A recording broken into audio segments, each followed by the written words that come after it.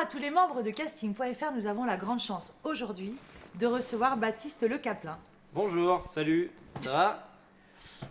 Baptiste Le Caplin, on t'a vu toute cette année avec ton spectacle Baptiste se paye. Baptiste se tape l'affiche. Se tape l'affiche. Se paye l'affiche. Se tape l'affiche. Se paye l'affiche, je peux dire. Alors, c'est un spectacle que tu joues depuis au moins 1 an. Oh non, ça fait plus que ça fait 4 ans, ça fera 4 ans, même plus de 4 ans. 4 ans déjà? Ouais, mais il y a eu 2 versions et demie du spectacle. J'ai écrit, je crois, vraiment 2h30 de sketch et j'ai gardé 1h30 là. Waouh. Donc j'ai jeté 1 heure de... Parce qu'il y a des trucs que je faisais au début, que je ne refais plus maintenant, et des trucs qui sont plus d'actualité. Et tu as des dates encore prévues jusqu'à... Oui, il y a la tournée, j'ai plein de dates en province, et puis je fais mes 20 dernières au Bataclan en février 2013, où je vais faire mon DVD et tout là-bas. Et après, je ferai encore la dernière partie de la tournée, la grosse tournée vraiment. Et je finirai par Paris à la fin de l'année 2013 pour enchaîner sur, je ferai une grosse salle, je sais pas encore laquelle, tu vois, genre Olympia ou Casino de Paris, enfin un truc un peu comme ça, un peu symbolique. Et après, je partirai sur le nouveau spectacle. Mais entre-temps, il y a d'autres trucs. Il y a d'autres trucs. Alors, Gad Elmaleh dit de toi que c'est que tu es le meilleur de ta génération. Ouais. C'est pas trop dur à porter. Non, c'est gentil, non, ça m'a fait super plaisir. Surtout qu'il l'a fait vraiment de façon spontanée et très gentille en plus. Parce que c'était pas du tout prévu, et c'est pas une opération de com ou quoi. C'est un journaliste, Jean-Marie Marchaud, que je remercierai jamais assez, qui a eu la bonne idée de lui poser la question alors qu'il était en promo. Et il a accepté de dire un mot. Et c'est vrai qu'il était venu me voir à la fin du Théâtre du Temple.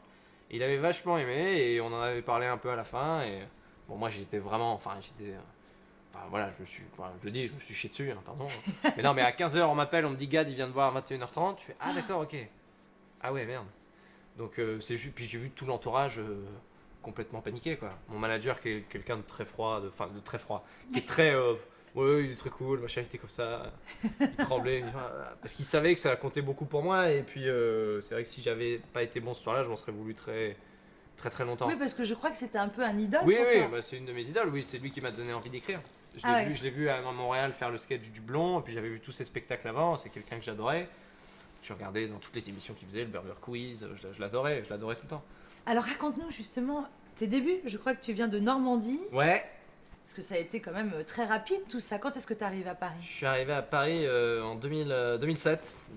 Pour lancer ta carrière. Quand tu dis que tu arrives quand ça fait longtemps, tu poses tes bras. 2007. 1 an après la Coupe du Monde, après Zidane. Je suis arrivé à Paris, j'ai pris un emploi d'animateur pour enfants, parce que j'étais animateur, j'avais mon BAFA, tout ça. D'accord. J'avais fait une fac d'anglais à Rennes après mon bac, ça m'avait saoulé. Je suis resté 6 mois, même pas. 3 mois, je crois. Mes parents, c'est 6 mois, j'ai dit à mes parents, mais en fait c'est 3 mois. Ça me plaisait pas du tout. Et je suis parti travailler très vite parce que j'avais pas envie d'abuser de la gentillesse de mes parents. Je voulais pas rester à la fac à rien faire. D'accord. Et donc je suis parti travailler et je suis monté à Paris en ayant rencontré mon metteur en scène, donc Astem Smidak, qui est aussi mon manager. Et on s'était dit, bah voilà, on vient à Paris, prend un boulot et puis on commence à écrire ton spectacle. Et on a écrit pendant 1 an et on s'est lancé début 2008 au Théâtre du Bout à Pigalle. D'accord. Voilà. T'en as déjà fait plein des théâtres alors. On a fait le Bout 1 an. Ouais. 1 an et 1 mois. Temple. Le Théâtre du Temple 1 an et demi. Ouais. Je suis resté le plus longtemps. 9 mois de Trévise Ouais. et 9 Bataclan. Et là je vais en Wow. refaire 20 à Paris, plus la tournée. Donc finalement ça a été relativement vite. Ça, oui, en comparaison à d'autres parcours, c'est vrai que ça va vite, mais on n'a pas brûlé les étapes en fait, parce que le Bout, on est resté 1 an dans une salle de 50 places, on est resté 1 an et demi dans une salle de 80 places, 250 places de Trévise, donc on y a vraiment été step by step. Mais ce que je voulais surtout, c'est une volonté qu'on avait avec mon metteur en scène, c'est de jouer longtemps, parce que le spectacle a beaucoup évolué et je me suis vraiment rodé, parce que je sais pas... Paris réussi, parce que ça fait 4 ans tu disais. Ouais, Paris réussi, oui. Enfin, tu peux jouer longtemps un spectacle, il n'y a pas de problème. Si t'arrives, ce qui est bien, c'est que les gens venaient régulièrement et qu'on a eu un vrai bon bouche à oreille en fait. Et moi, c'est ça que je voulais jouer. Je voulais vraiment jouer longtemps parce que je n'ai pas pris de cours de théâtre à la base. Je suis pas comédien, donc j'ai vraiment appris la scène en jouant avec mon spectacle. D'accord. Et alors, tu as été dans la série culte de cette année, Bref. Ouais. Alors, c'est quoi? Raconte-nous. Bref, en fait. T'as passé un casting pour Non, être dans non, Bref? c'est le Comment piston. Kian Kojandi, c'est un de mes meilleurs amis. Voilà. D'accord. Ah non, mais faut être cash avec les gens. Hein. C'est des conneries les castings. Comment ça, c'est des conneries? Ça Non, va non. pas ou quoi? Non, c'est pas vrai. Non, mais Kian, moi je le connais. On a démarré ensemble à Paris sur les scènes. Il est venu me voir à la 4e représentation de mon spectacle au Bout. Il y avait 17 personnes dans la salle, il était là. Et on est devenus potes très très vite parce qu'on adore ce qu'on fait. On adore l'humour, le cinéma. Donc on fait que ça, que de se parler trucs qu'on voit, on n'arrête pas de déconner, on est super potes. Et il a eu son parcours sur scène, il a travaillé à la télé avant. Moi, je l'ai toujours encouragé, j'ai toujours été très client de ce qu'il faisait. Et quand il a lancé Bref, il m'en a parlé, il m'a dit voilà, je vais tourner une journée, un dimanche, que tu veux venir tourner le pilote. T'as un petit rôle dedans, enfin, t'as une phrase. Je fais bah ouais, pas de souci. Et c'était l'épisode 1 de Bref. D'accord. Et on se connaît, enfin voilà, c'est là qu'on a rencontré Alice, on a dit ouah, elle est bonne. Et donc, non, on a halluciné quand on a vu l'épisode, on a fait ouah, ah, d'accord, ok. Donc là, tu tiens un truc de fou, et après, il nous a dit bah voilà, t'auras le rôle du coloc, si tu veux. Je sais pas, oui, avec plaisir. Alors, et maintenant, tchan le Tiens. cinéma. Tiens, ah oui, j'ai. Tchan. Tchan. C'est la musique du Et cinéma. là, tchan, tout va par ta passe. Tchan. Ouais. Tchan. Ah oui, c'est ça. Géraldine Nakache Hervé t'a Vivant. proposé de jouer dans son prochain film qui sortira en septembre, le 20 septembre, je crois. Non, c'est le 7 novembre. Non, Le 20 non. septembre, je fais ma bar mitzvah. Ça n'a rien à Ah, voir. non, oui, pardon, novembre. New York. New York. New York. Ouais. Alors, qu'est-ce que tu fais? Ton Bah- premier rôle au cinéma? Oui, écoute, mon agent Grégory Veil, qui est un agent fabuleux, vraiment, il est de l'agence adéquate. J'ai vraiment, je le dis, le meilleur agent de Paris, j'en suis sûr. C'est un agent qui est tout le temps au téléphone avec ses artistes. Ce qui est incroyable. Il y en a à qui tu parles pas, et je l'ai toutes les semaines au téléphone. Et il m'appelle, il me dit voilà, il y a Géraldine Nakache, Hervé Mimran qui voudraient te voir pour des essais pour le film New York. Je dis, ouah, putain, c'est ceux qu'on fait tout ce qui brille. Il me fait oui, tout à fait. Il manque un rôle, il y a un rôle qui a pas été choisi, voilà. Ils trouvent pas, donc ils veulent te voir. Donc j'ai vu une assistante de casting, j'ai passé les essais et j'ai revu Géraldine et Hervé. Après ils m'ont dit bah voilà, on a beaucoup aimé, viens lire le scénario, tu le lis et puis tu passes les essais avec Leïla Bekti et Nader Boussandel.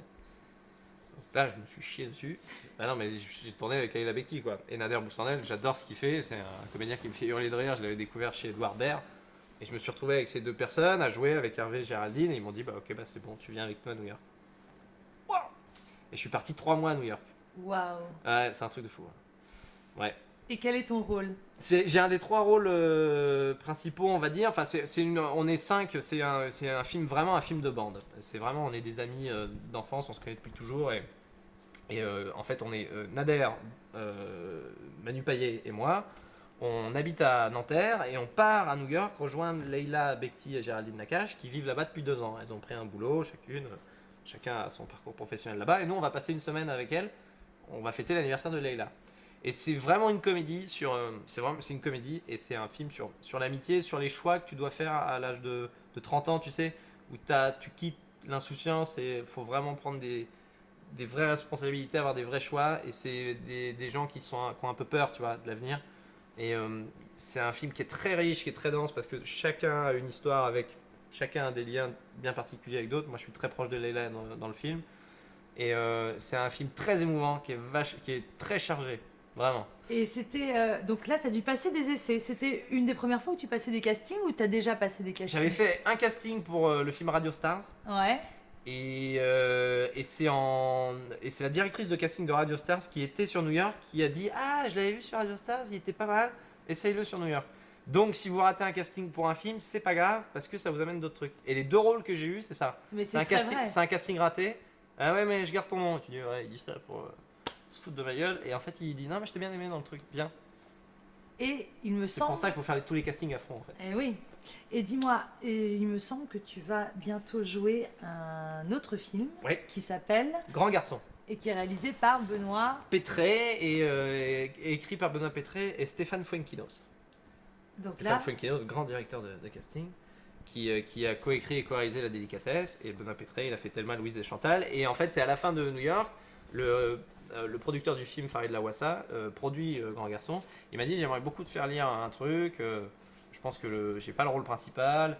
Le réal, on cherche et tout. Et on aimerait bien te faire lire le truc. J'ai lu le film. Enfin, j'ai rencontré Benoît Pétré. Et on s'est super bien entendu. Il m'a dit écoute, lis le film, dis-moi ce que t'en penses. Et on fait des essais. Et il m'a fait passer 5 scènes. C'était un lourd casting. Waouh. Ouais, c'était très lourd. Mais c'était vachement bien. Parce qu'il m'a vraiment fait jouer 5 trucs différents. Et c'est un vrai rôle de composition. Parce que je joue un homosexuel. est-ce que c'est une comédie encore une fois? Ouais, ou c'est une comédie, ouais. Une comédie. Et pareil, c'est quelqu'un qui. Le personnage que je joue un garçon qui s'appelle Joe, qui a 30 ans, qui travaille dans la musique et qui qui a du mal à s'assumer dans le milieu gay. En fait, il est dans un milieu où il travaille dans la musique, donc il a tout ce côté. Il n'est pas à l'aise avec ça, l'image du gay qui est épanoui, qui se lâche totalement. Lui, il est très romantique, très fleur bleue. Il a vraiment envie d'avoir une vraie histoire d'amour avec quelqu'un et il n'est pas il n'est pas, on va dire, en phase avec le milieu gay parisien, qui n'est pas tout le milieu gay en général, mais il a du mal, il va être contraint de se lâcher un petit peu. D'accord. Voilà, je sais pas trop dire. Est-ce que, parce que il me C'est semble bien que le pitché ou métier- pas, ça va? C'est top. Ouais, top. super. Est-ce que, parce que le métier d'humoriste me semble quand même, enfin quand on voit de l'extérieur, on se dit mais quelle énergie, et toujours Est-ce que c'est facilement compatible comédien au cinéma et garder cette énergie humoriste sur scène? Est-ce que c'est pas un écart trop grand? Non, moi c'est un exercice que j'ai adoré parce que je suis quelqu'un d'assez généreux dans la vie. D'ailleurs, c'est pour moi, hein, je t'invite. Il n'y a absolument rien, mais c'est pas grave. Je suis quelqu'un de très. J'aime bien faire plaisir et c'est vrai que moi, sur le tournage, il y avait un moment que j'adorais. C'est quand Géraldine et Hervé Mimran venaient me voir, ils me disaient ah merci, c'est cool, c'est bien. Et ça fait du bien aussi parce que sur scène, enfin moi j'écris mes textes, je suis 1h30 tout seul à parler, donc quand tu arrives sur un plateau, c'est un film d'une ou deux personnes qui ont écrit pendant 2 ans, qui ont vraiment bossé. C'est très long à écrire un film. Moi je commence à peine à en faire un, c'est du boulot et ça fait du bien de se lâcher un peu, de se dire bah voilà, je vais t'offrir ce que toi tu as écrit et faire plaisir à un réal et exister à travers ses yeux et ce qu'il veut t'amener. T'explores de nouvelles choses, c'est vachement bien. Et quand je suis retourné sur scène, j'avais d'autres réflexes du coup parce que t'es moins dans le surjeu, t'es moins dans le. Parce que quand je suis sur scène, j'en fais des caisses, tu vois, je cours, je saute, machin. Quand t'es en plan serré et qu'il faut jouer un truc genre très de la vie de tous les jours, bah t'apprends à faire autre chose. Donc c'est vrai que sur scène, j'ai corrigé certains trucs après. Alors Baptiste, comme tu sais, sur casting.fr, nous avons des membres qui rêvent d'entamer une carrière comme la tienne. Ouais. Est-ce que tu aurais des astuces et des conseils à donner? Bah écoute, moi le seul truc que je peux te dire, c'est, enfin moi je suis passionné par ce que je fais. Enfin moi la scène c'est vraiment ce que je préfère le plus. Donc j'ai toujours été, j'ai bien été encadré. Je veux dire, j'ai vraiment des gens avec qui je travaille qui sont top. J'ai un super manager, j'ai un super producteur, j'ai un agent de cinéma qui est top, j'ai un bon attaché de presse. Donc c'est vrai que je suis pas vraiment, j'ai pas connu entre guillemets on va dire la galère parce que j'y suis allé étape par étape. Donc je pense qu'il faut pas brûler les étapes. Et j'ai toujours suivi mon instinct et surtout le plaisir de faire en fait. Voilà, j'ai eu envie de rester 1 an dans une petite salle parce que ça me faisait marrer de jouer devant 50 personnes. J'ai pas brûlé les étapes, j'ai pas rêvé. Je rêve à plein de Tu choses. n'imaginais pas tout ça? Non, Tu l'as non, pas non. envisagé? Non, non, mais en fait j'y pensais parce que je suis quelqu'un de. Enfin, ça vient de l'éducation de mes parents. Je suis quelqu'un de. Je viens d'un milieu modeste. Quand je dis modeste, c'est. Enfin, j'ai été très gâté par mes parents. Et ma soeur et moi, on a vraiment été. Enfin, voilà, mes parents ont toujours donné le maximum pour qu'on soit bien et je les en remercie d'ailleurs. Mais j'ai pas été, on va dire, impatient au point de dire allez, je veux jouer à l'Olympia, je vais jouer à l'Olympia, je vais faire un showcase. Je sais que pour y arriver, il y a des mecs qui attendent 10 ans et que c'est pas par hasard. Donc, faut vraiment prendre son temps. Et tant qu'on a plaisir à faire quelque chose et que le plaisir reste, il faut le garder vraiment. Parce que faire des trucs à contre-cœur, il n'y a rien de pire. Parce qu'on est exposé quand on a des grosses responsabilités et d'être sur un projet sur lequel on n'est pas au taquet, c'est horrible. Donc mieux vaut avoir du plaisir dans ce qu'on fait, se lever le matin et se dire cool, je suis content de le faire. Et à côté de ça, quand on rate des castings ou des trucs, c'est pas grave, ça aide à apprendre, il faut tirer le positif. Même si c'est, enfin hier encore j'ai loupé un casting, j'étais dégoûté. Putain et merde. Voilà, j'ai cette voix quand je suis énervé. Et mon agent il m'a appelé, il m'a dit bah écoute, il t'a beaucoup aimé, il a vu que t'avais complètement raté les essais, mais c'est pas grave, il veut te revoir. Donc, et je suis parti encore dans ce délire là, mais faut apprendre. Et si on travaille vraiment bien et qu'on est passionné par ce qu'on fait et qu'on suit ses choix par passion, je dis bien par passion, je pense qu'à un moment donné il se passe des choses sympas. Et en termes de s'amuser, on t'a vu toute cette année avec l'équipe d'Arthur aux côtés de Claudia Tagbo, Harry Habitant, mais à mourir de rire. Et tout, c'est super. Là aussi, vous devez passer de bons moments. Ah, on rigole bien, ouais. Non, mais c'est le lundi matin, c'est devenu le dimanche soir quand je me couche et qu'il y a comédie le lendemain, je me suis vraiment dit, ah, c'est cool, quoi. On se voit à Porte-Maillot, on a notre petit studio, on rigole bien, quoi. Puis Moi, Arthur, vraiment, je le dis, c'est quelqu'un que j'aimais pas du tout. Je lui ai dit, il le sait, j'en ai rien à foutre. Alors, je le détestais, je le voyais à la télé, j'ai dit, qu'est-ce que c'est que ce gars, quoi? Ah, c'est pas possible. Et j'ai appris à le connaître, et c'est un mec qui est adorable. Et vraiment, pareil, ne vous focalisez pas sur un avis. Je dis On pas l'a ça. eu en interview, je vais te dire, c'est une des plus grandes audiences et il est adorable. Ah ouais, non, mais il est gentil. Vraiment. Encore là, j'étais malade il y a pas longtemps, il m'a appelé, il m'a dit ça, tu vas bien, comment ça va? Il prend des nouvelles, c'est un mec qui est très gentil, il a une bande de jeunes auteurs, de jeunes comiques autour de lui, et on le charrie, il nous charrie, et c'est un mec cool quoi. Encore un qui s'amuse et Ah qui ouais, prend ouais, plaisir. et il a vraiment envie de s'amuser, et puis il le dit tout le temps, enfin même il nous le dit pas tout le temps, il nous dit pas, bon, moi j'ai envie de me marrer, ça se voit quoi. Et c'est non, mais moi, c'est quelqu'un qui m'a beaucoup touché. J'ai vu que c'était un gars très sensible et qui a pour le coup vraiment bossé. Parce que putain, il en a fait des trucs. Non, non, c'est bien de voir qu'un gars qui a autant réussi dans sa vie professionnelle puisse arriver à son âge et se dire bon, allez, maintenant je m'amuse. Et voilà, il prend vraiment le bon côté des choses, quoi. Et ben merci Baptiste. On Mais de ira rien. te voir en novembre au cinéma. Ouais, le 7 Tout novembre. cet été et prochainement au Faites Bataclan. péter la carte UGC. 7 novembre, New York. Voilà, et puis février au Bataclan et en tournée dans toute la France. Vous pouvez m'envoyer des messages Tout sur cet Facebook. été là. Non, moi cet été je vais à Montréal. Festival de Montréal. Ah, festival. Ouais, Festival de Et on Montréal. peut t'écrire sur Facebook Ouais, alors ouais, c'est moi qui gère ma page. Sympa. Bah oui, sympa, ouais. Très sympa. Cool, sympa. Baptiste Le Caplin. Baptiste Le Caplin, compte complet. Parce que c'est complet. C'est chiant, je déteste mettre ça.